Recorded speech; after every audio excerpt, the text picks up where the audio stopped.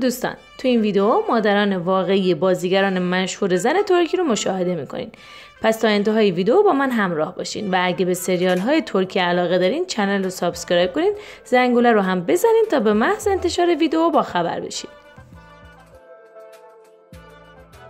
الچین سانگو متولد 13 آگوست 1985 در ازمیر ترکیه است و 38 سالشه. الچین در دانشگاه مرسین فارغ التحصیل شد و با مدت 2 سال در تئاتر مشغول به کار بود. الچین علاوه بر بازیگری در زمینه مدلینگ هم فعالیت میکنه.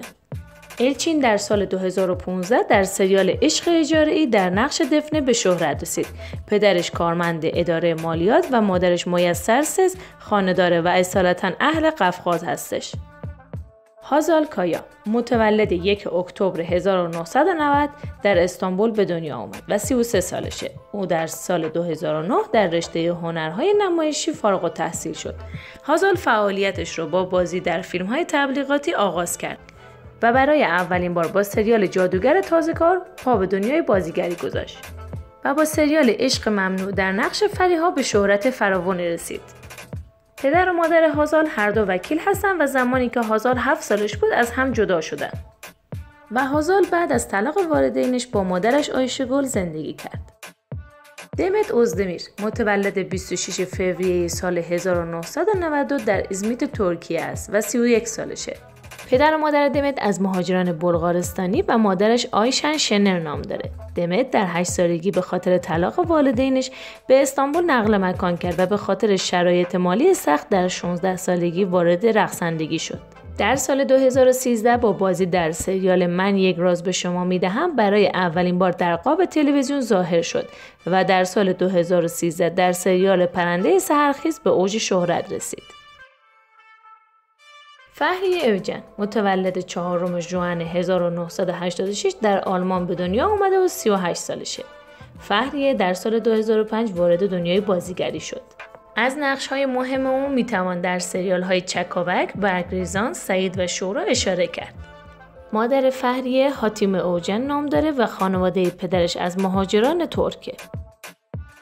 اوزگو کایا متولد 17 ژوئن 1996 در ترکیه به دنیا آمده و فارغ التحصیل رشته موسیقی اپراست. او در سال 2017 با نقش سیبل در سریال افسانه ایفای نقش کرد. مادر اوزگو اوموکایا نام داره و خانه‌داره و پدرش عکاسه.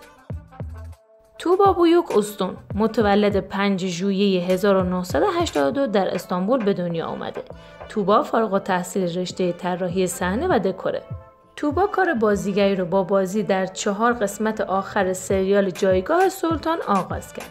او تک فرزند خانواده هستش و مادرش هاندان نام داره که کارمند بازنشسته بانک و پدرش مهندس الکترونیکه. برند سات متولد 26 فوریه 1984 در آنکارا به دنیا آمده. برند در سن 19 سالگی با بازی در سریال در عشق ما مرگ وجود دارد به عنوان بازیگر حرفه‌ای به صحنه رفت و با سریال عشق ممنوع به اوج شهرت رسید. مادرش آیلا نام داره و پدرش حسین آونیسات بازیگر حرفه‌ای و قدیمی فوتباله. ملیسا آسلی پاموک متولد 14 آوریل 1991 در هلند به دنیا آمده. ملیسا در سال 2012 در 21 سالگی با بازی در سریال شمیم عشق اولین بار وارد عرصه بازیگری شد. ملیسا در سال 2014 در سریال سعید و شورا و در سال 2015 در سریال عشق بی پایان نقش آفرینی کرد. ملیسا فارغ التحصیل رشته عکاسی و پدرش کادیر استاد دانشگاه و مادرش ترکان صاحب یکی از شعبه‌های برند گوچی در هلنده. هانده ارچل متولد 24 نوامبر 1993 در شهر باندیرما به دنیا آمده و 30 سالشه و فارغ التحصیل لیسانس رشته طراحیه. هانده در سال 2013 در سن 20 سالگی با سریال چکاوک وارد عرصه بازیگری شد. پدر هانده کایا ارچل نام داره و مادرش آیلین ارچل در سال 2019 به دلیل بیماری سرطان درگذشت. سیلا تورک اغلو متولد 18 آوریل 1999 در شهر ازمیر ترکیه به دنیا آمده و 24 سالشه. سیلا در سال 2018 در 19 سالگی با بازی در سریال گریه نکن مادر اولین بار قدم در عرصه بازیگری گذاشت و با سریال امانت به شهرت رسید. سیلا 3 برادر و 2 خواهر بزرگتر از خودش داره. نور فتاح اغلو متولد 12 نوامبر 1980 در آلمان به دنیا آمده و 43 سالشه. فارغ التحصیل رشته طراحی مده. نور برای اولین بار در سال 2007 با بازی در سریال نوسان قبل وارد دنیای بازیگری شد و با سریال عشق ممنوع و حریم سلطان به شهرت رسید. پدر نور سینان معماره و مادرش فاطمه خانه‌دار. نور فرزند 4م خانواده 7 نفر است. بیرج آکالای متولد 19 ژوئن 1984 در استانبول به دنیا آمده و 39 سالشه و فارغ التحصیل رشته تئاتر. بیرج از سال 2004 تا سال 2007 در کانال‌های ویژه گویندگی مسابقات ورزشی رو بر عهده داشت و برای اولین بار در سال 2007 با سریال آسی وارد عرصه بازیگری شد. بیرج تک فرزند خانواده است و نام مادر او یاسمین و نام پدر او سرجان است. ابرو شاهین متولد 18 می 1994 در استانبول ترکیه به دنیا آمده و 29 سالشه و فارغ التحصیل رشته علوم ورزشیه. ابرو در سال 2017 در سن 23 سالگی مشهور شد ولی اوج شهرت او با سریال هرجایی در سال 2019 بود. ابرو در خانواده سنتی و مذهبی بزرگ شده. برگزار گورل متولد 27 آگوست 1982 هستش و 41 سالشه و فارغ التحصیل رشته تئاتر.